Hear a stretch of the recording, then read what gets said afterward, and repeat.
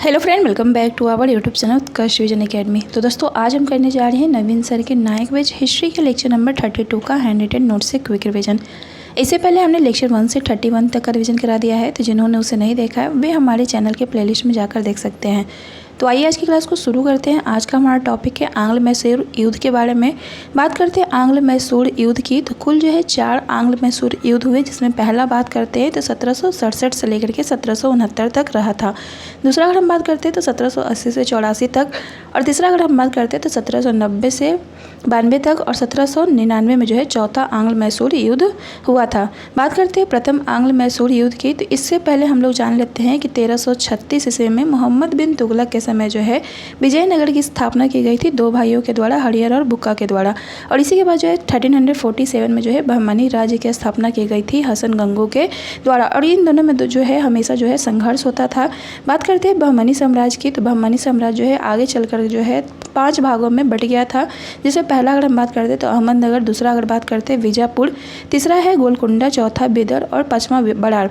विजयनगर के जो शासक जो था वह जो है अपने में बहमनी साम्राज्य को मिलाना चाहता था। इस कारण जो है अहमदनगर, बीजापुर, गोलकुंडा और बिदर ने जो है आपस में जो है विवाह संबंध बनाए और अपने आप को जो है एकीकृत किया तथा विजयनगर के साथ संघर्ष किया। विजयनगर के शासक की बात करते तो उस समय जो था राम राय था, और इनके बीच जो है एक युद्ध होता है जिसे हम लोग तालीकोटा का युद्ध या फिर राक्षसी तंगड़ी का युद्ध या फिर बन्नी हट्टी का युद्ध भी कहते हैं, जो कि 1565 ईस्वी में हुआ था। और इस युद्ध में जो था विजयनगर जो है पराजित हुआ था, और इस युद्ध के बाद जो है विजयनगर भी छोटे छोटे वंशों में विभाजित हो गया, और उसी में एक वंश था वाडियार वंश, जिसका शासक जो था चिक्का कृष्णराज। चिक्का कृष्णराज जो था एक शक्तिशाली शासक नहीं था, और उस समय जो उसका प्रभाव जो था नंदराज और कृष्णराज का था।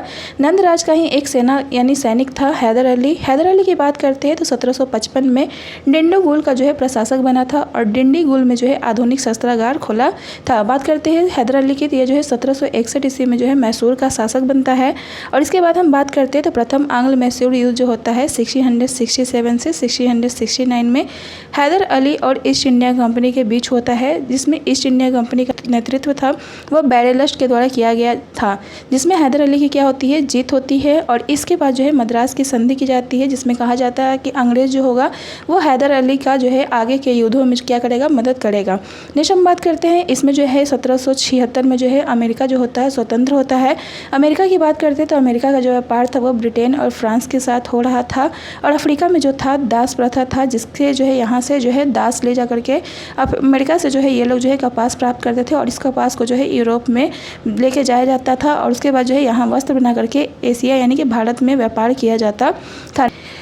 नेक्स्ट हम बात करते हैं 1771 में जो है मराठों ने मैसूर पर आक्रमण किया, और संधि के अनुसार जो है अंग्रेजों को मैसूर को जो है हेल्प करना था, लेकिन अंग्रेजों ने जो है हैदर अली के साथ नहीं दिया। और नेक्स्ट हम बात करते हैं 1779 ईस्वी में जो है अंग्रेजों ने माहे यानी फ्रांसीसियों के जो अधीन था उस पर जो है जीत लेता है, और 1779 में जो है मैसूर, मराठे और निजाम के बीच में एक संधि होता है। नेक्स्ट हम बात करते हैं दूसरे आंग्ल मैसूर युद्ध की, जो कि 1780 से 84 ईस्वी में होता है, और इसमें जो है 1780 ईस्वी में अरकाट पर हैदर अली ने आक्रमण किया था और अंग्रेज वैली को जो है हरा दिया था। इस समय हम बात करते हैं तो 1782 में जो है सालबाई की संधि हुई थी, जो कि अंग्रेजों और मराठों के बीच हुई थी, जिसमें मराठों के नाम की बात करते हैं तो सिंधिया और भोसले थे। नेक्स्ट हम बात करते हैं हैदर अली और आयरकुट के बीच यानी कि ईस्ट इंडिया कंपनी के बीच जो है पोर्टो नोवा का युद्ध होता है 1782 ईस्वी में, जिसमें हैदर अली की मृत्यु हो जाती है 1782 में, और उसके बाद जो है उसका कमान यानी चार्ज जो है उसका पुत्र टीपू सुल्तान संभालता है। नेक्स्ट हम बात करते हैं सेकंड आंग्ल मैसूर युद्ध की जो समाप्ति होता है वह किस संधि के द्वारा होता है, तो सेकंड आंग्ल मैसूर युद्ध की समाप्ति जो होता है मंगलौर संधि के द्वारा 1784 में होता है,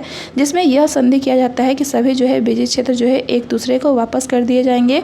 और इस समय जो था मंगलौर संधि के समय जो वारेन हेस्टिंग जो था गवर्नर जनरल था। नेक्स्ट हम बात करते हैं तीसरे आंग्ल मैसूर युद्ध की, तो यह जो था 1790 से 92 ईस्वी तक चला था, और ये जो था टीपू सुल्तान और त्रावणकोर यानी ईस्ट इंडिया कंपनी के बीच हुआ था, जिसमें ईस्ट इंडिया कंपनी की तरफ से जो था कार्नवालिस था।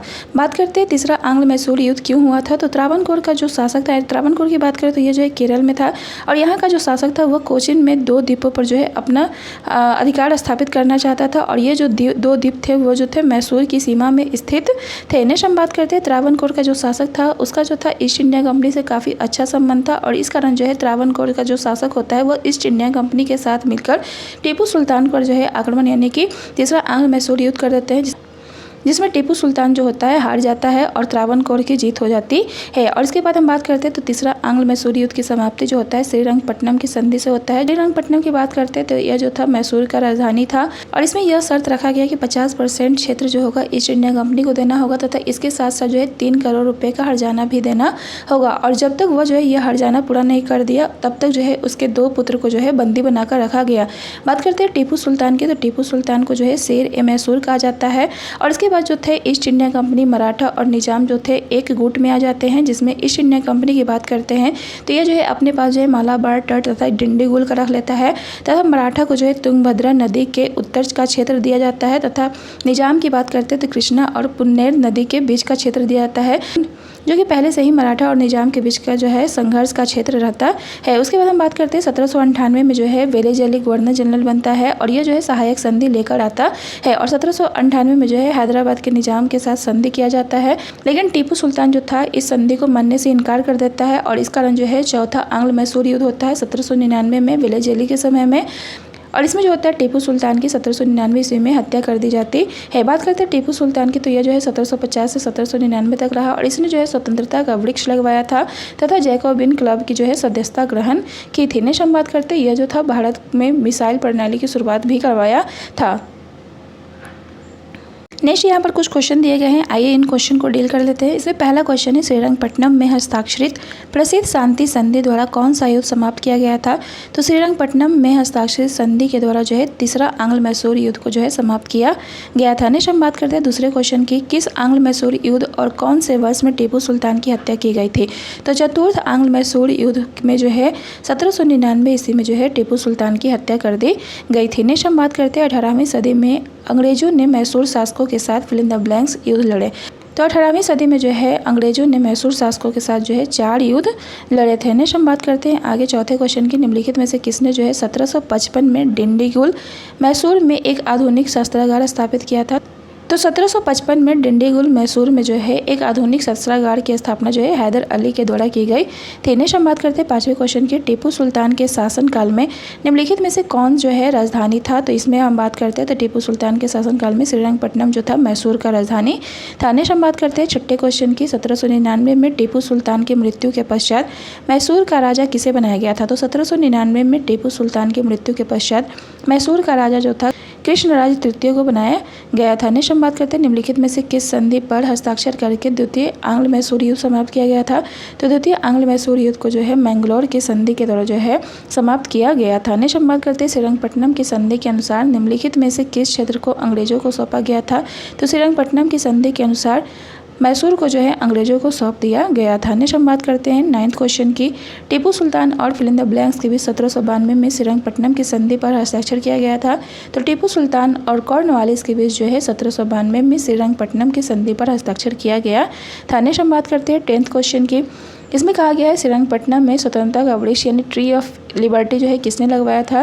तो श्रीरंगपट्टनम में स्वतंत्रता का वृक्ष जो है टीपू सुल्तान के द्वारा लगाया गया था। नेक्स्ट हम बात करते हैं 11 क्वेश्चन की, निम्नलिखित में से कौन सा प्रावधान टीपू सुल्तान और अंग्रेजों के बीच श्रीरंगपट्टनम की संधि में शामिल नहीं था।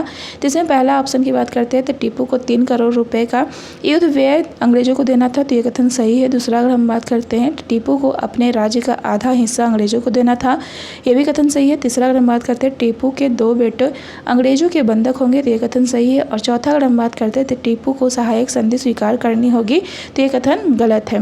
इसमें जो है ऑप्शन जो है सिर्फ डी गलत है। तो आज के लिए बस इतना ही, मिलते हैं नेक्स्ट लेक्चर के रिवीजन में, तब तक के लिए बाय बाय।